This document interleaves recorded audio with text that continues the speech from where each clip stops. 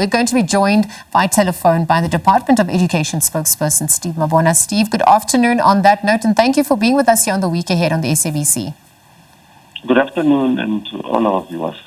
I mean, obviously, the key question here as we start off, state of readiness, the 24th of July. I mean, that's now the set date for the online registration for grade 8 and grade 1. Talk to us about that process.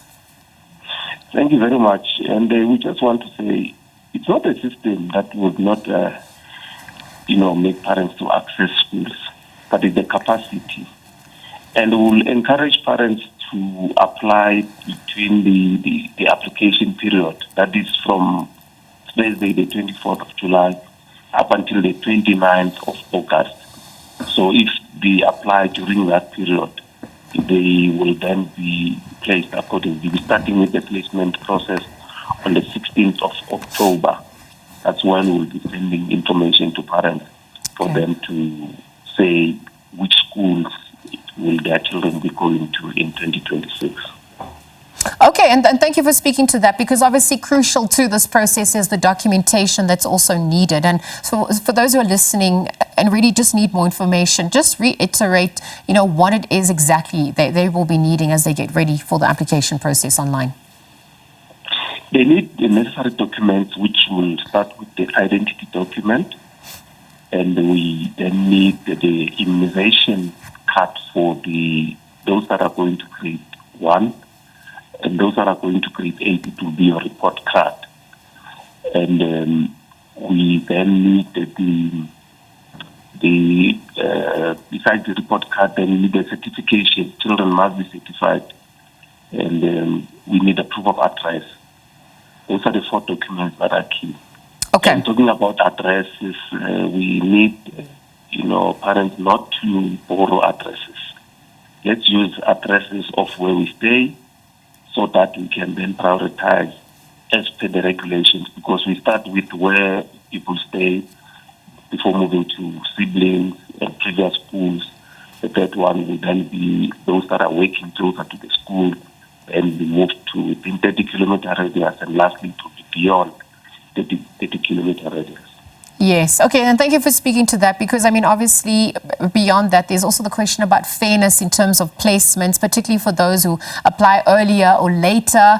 And the system has been met with some mixed reactions over the years, some left frustrated. Tell us about some of the challenges that you faced, perhaps in the previous years, how those issues have been resolved, whether it was tech, whether it was just complaints, just to ensure that there is a smoother registration process this year. The challenge what we normally have is the incomplete applications, because we have 5 steps, to follow through.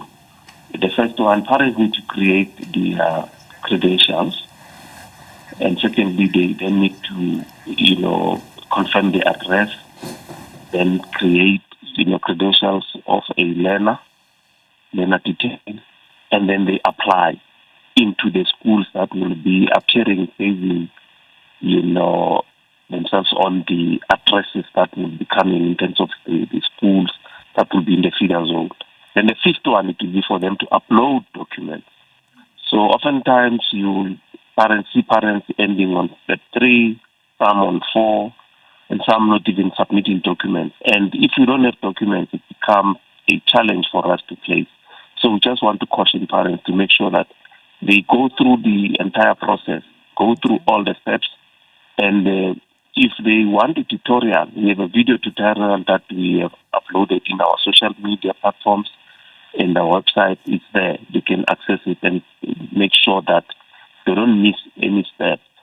And yes, those are the challenges that we will face. But what we did now, we have introduced a process of reminding parents. If there's no documents that are submitted, we'll be reminding them through the SMS to say, you have applied, but we don't see your documents. Please upload your documents. Or alternatively, submit your documents at the school that you've applied to. Okay. So that's the process that we've introduced. And Stephen, just to check, is it still 3 schools, for parents to select? Is that the amount that they can select at this point? But even if we're looking at the deadline for the 29th of August, do you think that is sufficient time given the processes and measures that have been put in place?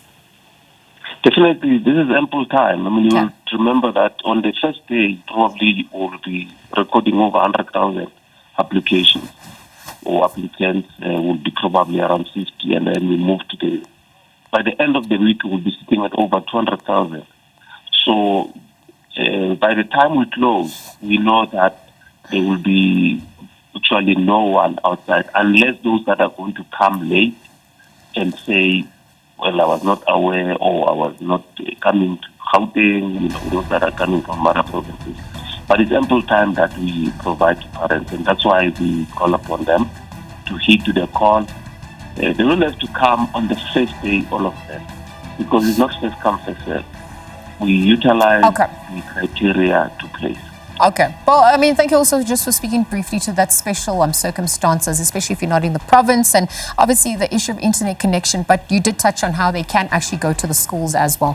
Steve, I'm going to have to leave our conversation there. Thank you for joining us at this hour. Let's monitor those developments, of course, as we edge closer to the start of the 24th of July. Steve Mabona, Gauteng Education spokesperson, joining us there for the online application process for grade 1 and grade 8. It's set to commence this week.